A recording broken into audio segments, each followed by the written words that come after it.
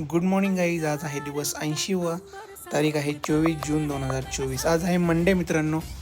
तर आपला विकेंड संपला आहे आणि परत मंडे चालू झाला आहे.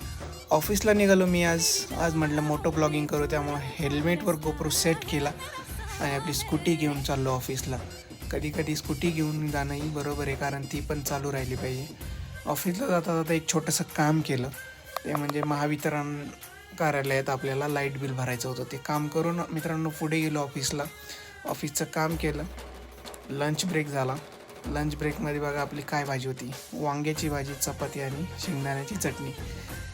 लंच केलं, काम केलं आणि घरी आलो मित्रांनो. घरी आल्यानंतर थोडंसं ऑफिसचं काम केलं.